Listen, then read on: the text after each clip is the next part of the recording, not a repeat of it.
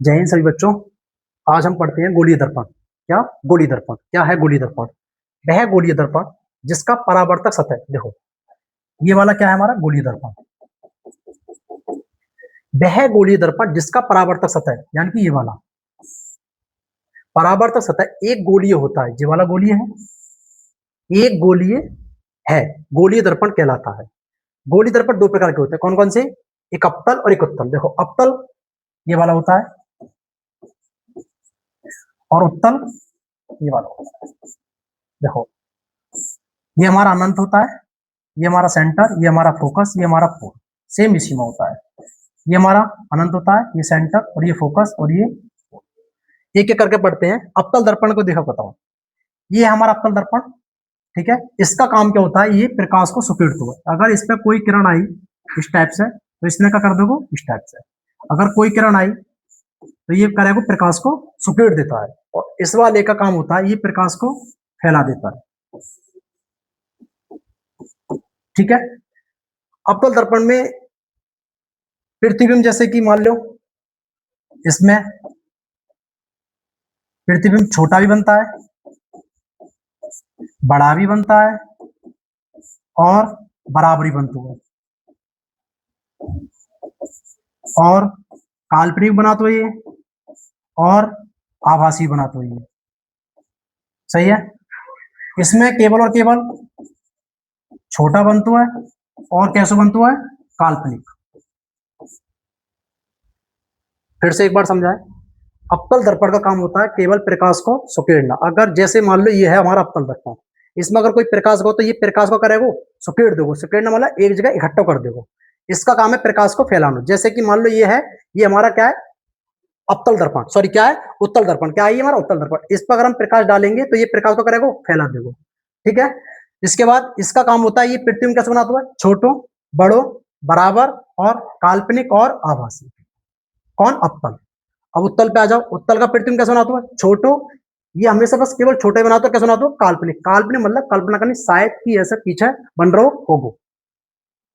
Next देखो, ये लिख रहा है इसमें डेफिनेशन। अवतल दर्पण वह गोलीय दर्पण है। अवतल दर्पण वह गोलीय दर्पण है जिसका परावर्तक दबे हुए तल से होता है, अवतल दर्पण कहलाता है। इसे अभिसारी दर्पण कहते हैं। अभिसारी मतलब होता है किसी चीज को सुकेड़ना। जैसे कि अवतल दर्पण है, ठीक है, और इस पर अगर कोई किरण मुख्य अक्ष के समांतर आई, कोई किरण मुख्य अक्ष के समांतर, तो अब दर्पण से टकराकर वो कहां से प्रतीत होगी? फोकस से। ऐसे कि कोई किरण अगर मुख्य अक्ष के समांतर जाएगी तो कहां से टकरा के जाएगी? फोकस से। कहां जाएगी? फोकस से। और इसने क्या कर दिया? प्रकाश को सुकेड़ दो, प्रकाश को सुकेड़ दो। ये हमारा क्या है? पोल, और ये क्या हमारी? फोकस, और ये क्या है हमारा? सेंटर।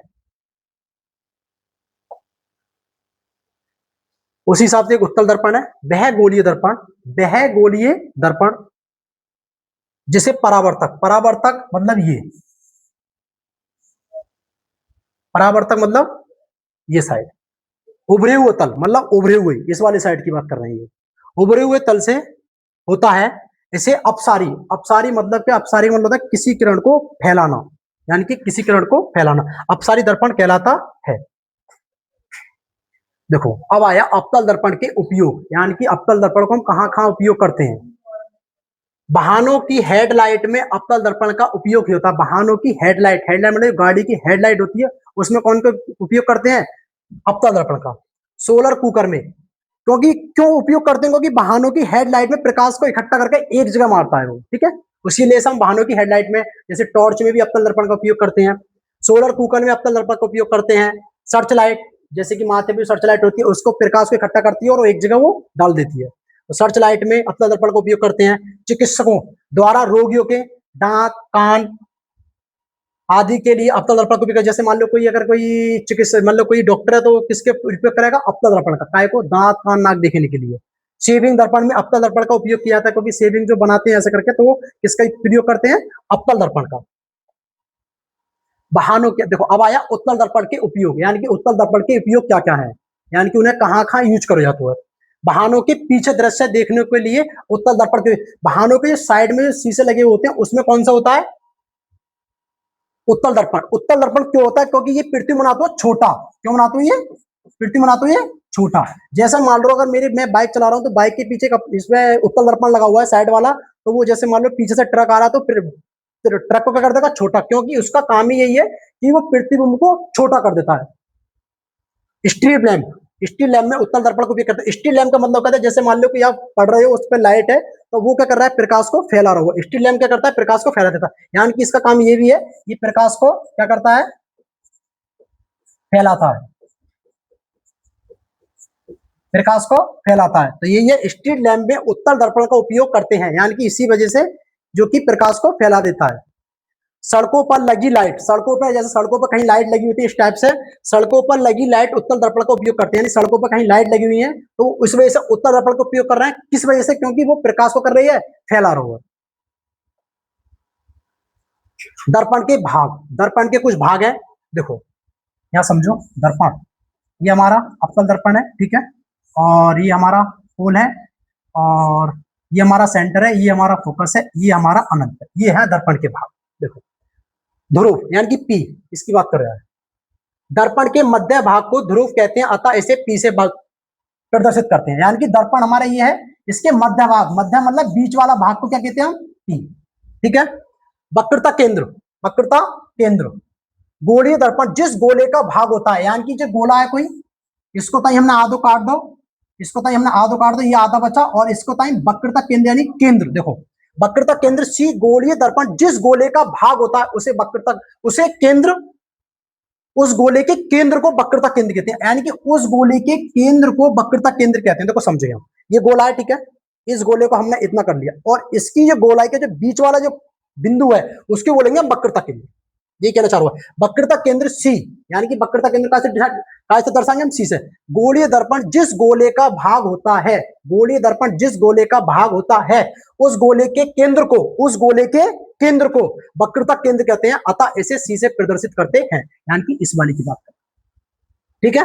वक्रता त्रिज्या, देखो वक्रता त्रिज्या क्या है, वक्रता त्रिज्या, वक्रता केंद्र, वक्रता केंद्र यानी कि ये से ध्रुव, से ध्रुव यानी कि ये के बीच की दूरी, यानी कि यहां से लेके यहां तक की दूरी, यहां से लेके सेंटर से लेके पोल तक की दूरी वक्रता त्रिज्या कहलाती है, यानी कि सेंटर से लेके पोल तक की दूरी वक्रता त्रिज्या कहलाती है। फोकस, अब हमारा फोकस क्या है, फोकस वक्रता त्रिज्या के आधे भाग को फोकस कहते हैं, यानी कि वक्रता त्रिज्या हमारी ये है और इसके आधे भाग को फोकस कहते हैं, जैसे कि एफ, यानी कि ये हमारा दर्पण है और ये हमारा पोल है, ये हमारा सेंटर है और ये हमारा अनंत है और ये हमारा फोकस है, यानी कि वक्रता त्रिज्या के आधे भाग को फोकस कहते हैं, इसे पी से प्रदर्शित करते हैं। एफ बराबर आर बाई टू, आर क्या है, वक्रता त्रिज्या, आर क्या है, वक्रता त्रिज्या। मुख्य अक्ष, देखो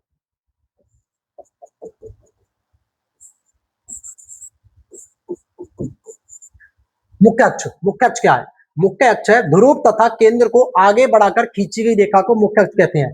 ध्रुव तथा केंद्र, ये आगे बढ़ा के खींची गई रेखा को मुख्य अक्ष कहते हैं। बिंब, क्या है बिंब, ये इंपोर्टेंट है, थोड़ा ध्यान से समझना, ठीक है। बिंब, वस्तु को बिंब कहा जाता है, कोई वस्तु है उसको हम बिंब कहेंगे, ठीक है। ये हमेशा बाईं ओर, देखो ये बढ़िया टॉपिक है, थोड़ा अच्छे से समझाएंगे इसके लिए। ये हमारा दर्पण है, ये हमारा दर्पण है, कौन सा, अवतल दर्पण, और ये हमारा अनंत है, ये हमारा सेंटर है, ये हमारा फोकस है और ये हमारा पोल है।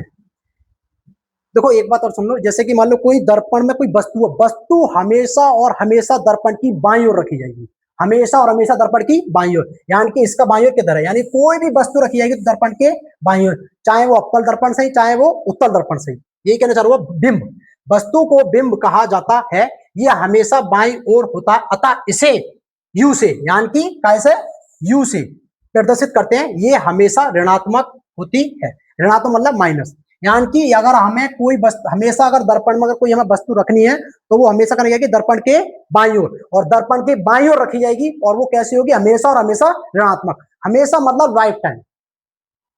प्रतिबिंब, अब क्या है प्रतिबिंब, प्रतिबिंब दर्पण के अंदर, दर्पण के अंदर जहां किरणें मिलती हैं, जैसे एक किरण ये आई, ठीक है, और ये टकरा के फोकस से निकल गई, ठीक है, ये वाली किरण आई और ये टकरा के फोकस से निकल गई, ये क्या चाह रहा है। प्रतिबिंब दर्पण के अंदर, दर्पण के अंदर जहां किरणें मिलती हैं उसे प्रतिबिंब कहते हैं। मान लो कि यहाँ पे ये किरण मिल रही हैं, इसे क्या बोलेंगे हम? प्रतिबिंब। ये कहना चाह रहा हूं, प्रतिबिंब क्या है? दर्पण के अंदर जहां किरणें मिलती हैं उसे प्रतिबिंब कहते हैं। अतः इसे बी से प्रदर्शित करते हैं। कैसे? बी से। देखो याद करने का ट्रिक है, प्रतिबिंब, प्रतिबिंब, प्रतिबिंब मतलब बी, प्रतिबिंब मतलब बी, और प्रतिबिंब मतलब बी। अतः इसे बी से प्रदर्शित, ये धनात्मक भी होती है और ऋणात्मक भी होती है। देखो धनात्मक कब होती है? जैसे कि मान लो कोई हमने वस्तु अनंत पर रखी, तो अभी ये आगे का टॉपिक है। जैसे मान लो कि धनात्मक यानी कि पृथ्वी मारो इधर भी बनेगा और पृथ्वी मारो इधर भी बनेगा। ठीक है, ये अगला टॉपिक है, अभी बताएंगे आगे जाके। वास्तविक प्रतिबिंब, एक होता है वास्तविक प्रतिबिंब, एक होता है काल्पनिक प्रतिबिंब। वास्तविक का मतलब होता है जो चीज तुम रियल में देख सको, वास्तविक मतलब जो अपनी आंखों से देख सको और छू सको, वही कहना चाह रहा है। जब किरणें वास्तव में एक दूसरे को काटती हैं, जब किरणें, देखो ये हमारा पोल है, ये हमारा अनंत है, ये हमारा सेंटर है और ये हमारा फोकस है। ये कहना चाह रहा है ये, जब किरणें वास्तव में एक दूसरे को काटती हैं, एक दूसरे को काटती हैं, तो उस वास्तविक प्रतिबिंब कहते हैं। इसे पर्दे पर प्राप्त किया जा सकता है, यानी कि इसे पर्दे पर प्राप्त किया जा सकता है। जैसे कि ये एक दूसरे को किरण को काट रही हैं और वास्तव में काट रही है, क्या? वास्तविक प्रतिबिंब। एक होता है काल्पनिक प्रतिबिंब या आभासी। काल्पनिक का ही दूसरा नाम है आभासी। आभासी क्या है? देखो ये हमारा कौन सा दर्पण है? देखो ये किरण आई और ये ऐसे चली गई। ठीक है, ये किरण आई और ये ऐसे चली गई, और ये डॉट डॉट डॉट डॉट करके हमने कहां पे मिला दी? फोकस पे। ठीक है, देखो ये कहना चाह रहा है, जब किरणों को पीछे की ओर, यानी कि पीछे की ओर बढ़ाकर काल्पनिक रूप से मिलाया जाए। अभी हमने काल्पनिक रूप से मिला हुआ है, ऐसे काल्पनिक मतलब कल्पना करो शायद ऐसे पीछे कहीं मिल रही हूं। तो जब किरणों को पीछे की ओर बढ़ाकर काल्पनिक रूप से मिलाया जाए या मिलाया जाता है, तो उसे काल्पनिक प्रतिबिंब कहते हैं। इसे पर्दे पर प्राप्त नहीं किया जा सकता, यानी कि अपनी कल्पना को कोई तुम पर्दे पर दर्शा ना सकते, यानी कि रियल को तुम दर्शा सकते हो, जैसे कि अभी जो बताया था वास्तविक प्रतिबिंब। ठीक है, डन। जय हिंद भाई। नेक्स्ट।